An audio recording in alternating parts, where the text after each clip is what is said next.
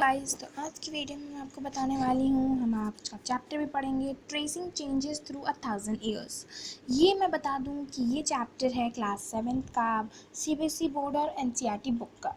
ठीक है, तो सबसे पहले आप यहाँ देख सकते हैं, आपको क्लियरली यहाँ पे एक क्या दिख रहा होगा, यहाँ पे एक मैप दिख रहा होगा। जब भी आपको ये मैप दिख रहा होगा तो उसमें लिखा हुआ है, take a look at map 1 and 2.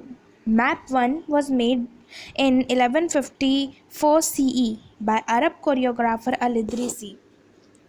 ठीक है, तो ये क्या है, इनमें क्या दिया गया है हमें कि ये एक अरब के कोरियोग्राफर ने बनाया था, उनका नाम था अल इदरीसी।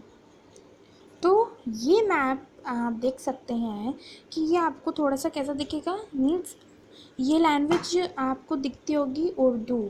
ठीक है, ये लैंग्वेज है उर्दू की, और ये किसने बनाया है, अरब के कोरियोग्राफर ने, अल इदरीसी ने। कोरियोग्राफर हम जानते हैं, कोरियोग्राफर ये होते हैं, क्या होते हैं, जो कि एक किसी चीज़ को रिप्रेजेंट करते हैं पर्टिकुलर वे में। उन्होंने ही वैसे ये मैप रिप्रेजेंट किया है अच्छे से डिज़ाइन करके। ओके, जैसे कि आप एक मूवी देखते हैं, वहाँ पे कोरियोग्राफर रहते हैं, वो बनाते हैं, वो सेक्शन क्लियर करते हैं, वैसे ही यहाँ पे कोरियोग्राफर अल इदरीसी ने ये बनाया है। और अल इदरीसी कौन से कास्ट के हैं, ही वाज मुस्लिम। तो वो मैप के हिसाब से आपको दिख रहा होगा।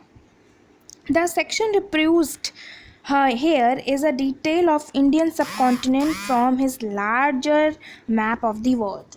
यहाँ पे क्या दिया गया है, यहाँ पे इंडिया के सब कॉन्टिनेंट के बारे में, वो इंडिया के सब कॉन्टिनेंट और वर्ल्ड के लार्ज मैप के में दिया गया है, डिटेल्स दी गई हैं। किसके बारे में डिटेल्स की गई हैं, इंडियन सब कॉन्टिनेंट के वर्ल्ड का एक बहुत बड़ा हिस्सा, ठीक है, उसके बारे में यहाँ पे दिया गया है। और यहाँ पे लिखा है, map 2 was made in 1720s by a French cartographer. French cartographer, जो मैप 2 है वो 1720s में बना था, एक फ्रेंच कार्टोग्राफर। ठीक है, तो कार्टोग्राफर क्या होते हैं, a person who makes map. यहाँ पे बहुत ही बढ़िया से लिखा हुआ है, a person who makes map, एक पर्सन जो मैप बनाता है, उससे हम क्या कहते हैं, कार्टोग्राफर। उसे हम कहते हैं क्या है, कार्टोग्राफर। फिर यहाँ पे है, the two maps are quite different even though they are made the same area.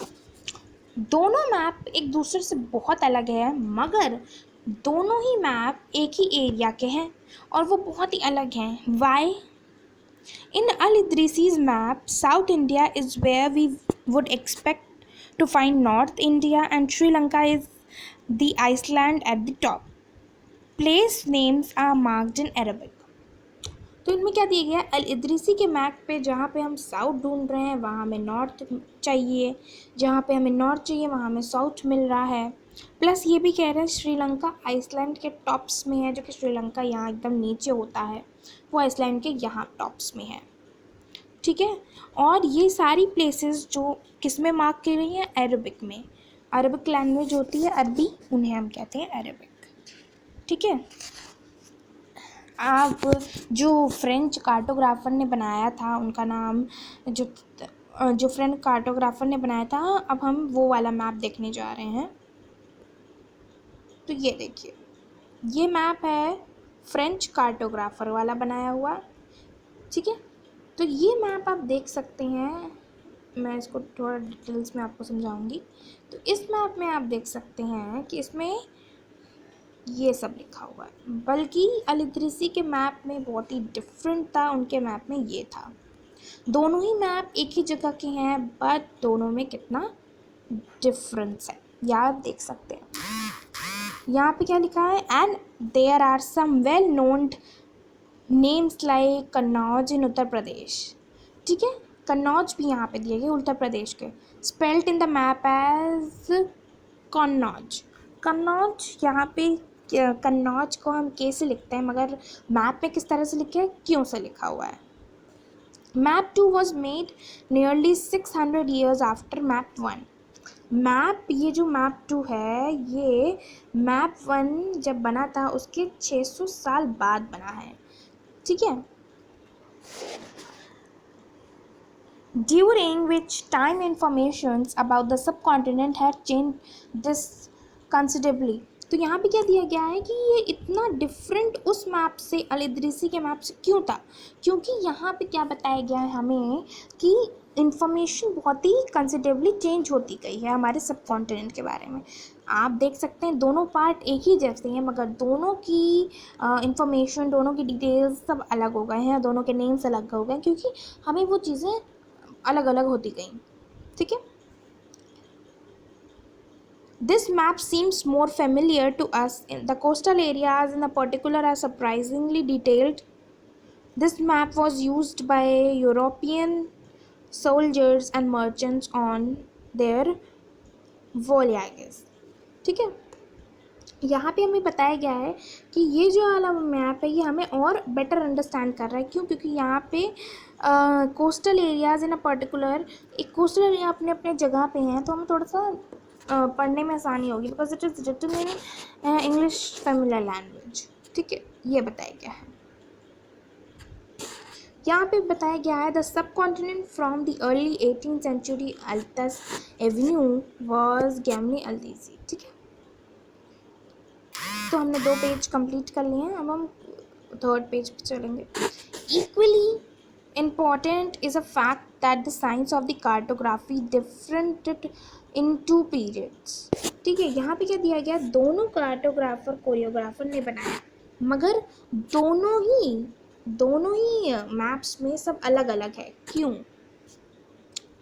When the historians read documents, maps, text from the past, they have to be sensitive to different historical background, the context in which information about the past produces। तो इसमें क्या लिखा है, जब भी किसी historian ने कोई मैन्युस्क्रिप्ट या ऐसी कोई स्क्रिप्ट्स पढ़ी है, डॉक्यूमेंट्स पढ़े हैं हमारे पास्ट के बारे में, तो उन्होंने क्या कर दिया, उन्होंने उसमें कुछ चेंज कर दिए हैं, उन्होंने कुछ उसमें चेंजेस कर दिए हैं, और उन्हीं चेंजेस की वजह से हमने भी उसमें चेंजेस कर दिया है। ठीक है, इसमें क्या दिया गया, हमें कॉन्टेक्स्ट को बहुत ही अच्छे से पढ़ना चाहिए, जिससे कि हमें समझ में आए और हमें वही टर्मिनोलॉजी जाहिर रखनी चाहिए। फिर यहाँ पे दिया गया है new and old terminologies if the context in which information is produced changes with the time, what about language and meaning। जब एक कॉन्टेक्स्ट टाइम के साथ बदल सकता है, तो उसकी लैंग्वेज और उसकी मीनिंग क्यों नहीं बदल सकती, वो भी बदली होगी। Historical records exist in a variety of language in which have change considerably over the years. Medieval Persian, for example, is a different from modern Persian. The difference is not just with the regards to grammar or vocabulary. The meaning of the word also change over the time।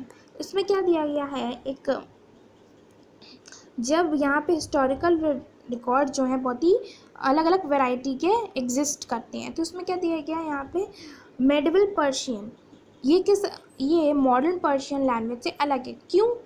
Because यहाँ पे grammar और वैक्यूबलरी की वजह से नहीं, हमारी speaking और grammar की वजह से नहीं, किसकी वजह से, मीनिंग की वजह से, वर्ड की मीनिंग चेंज होती जा रही है।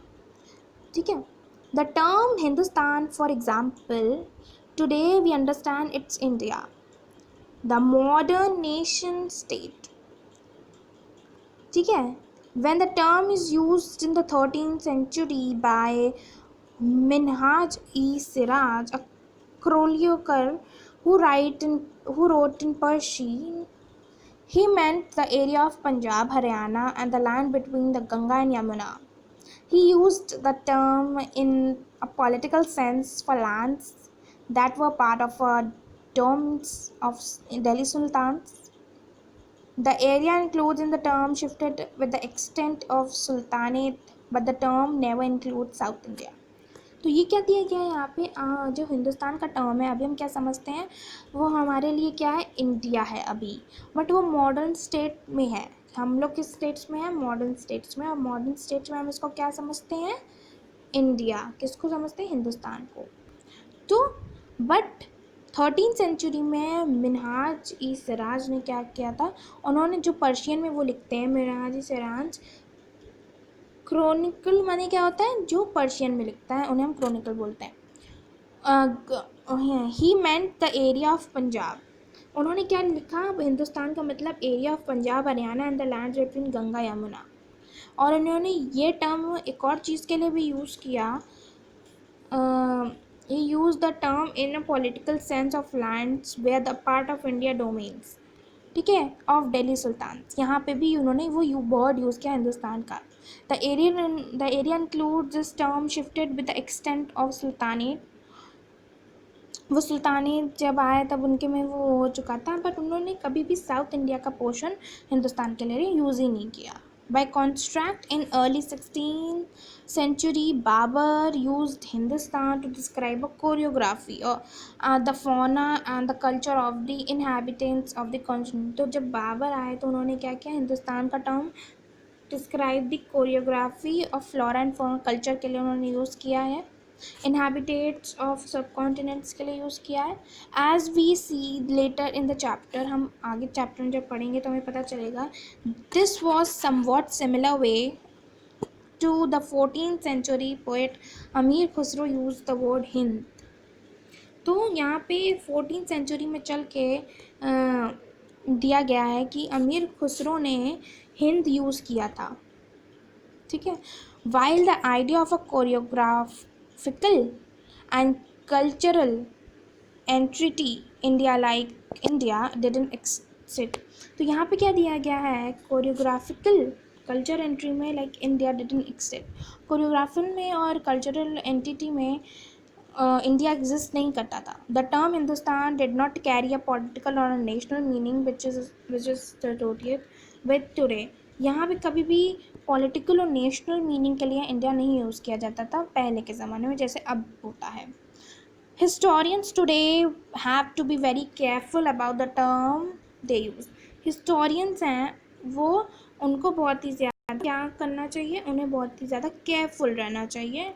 किस वजह से, क्योंकि वो दूसरी चीज़ों को अलग अलग बना देते हैं, because they meant different things in the past, ठीक है, वो दूसरी चीज़ों को दूसरा बना देते हैं। Take for example of a simple term foreigner, it is use today the mean someone who is not an Indian, ठीक है। तो हम फॉरेनर की डेफिनेशन बाद में बताएंगे। थैंक यू एंड मेरी वीडियो को प्लीज़ लाइक शेयर सब्सक्राइब करिएगा, बाय। और आगे की चीज़ें हम आपको बाद में नेक्स्ट वीडियो में बताएंगे। Thank you.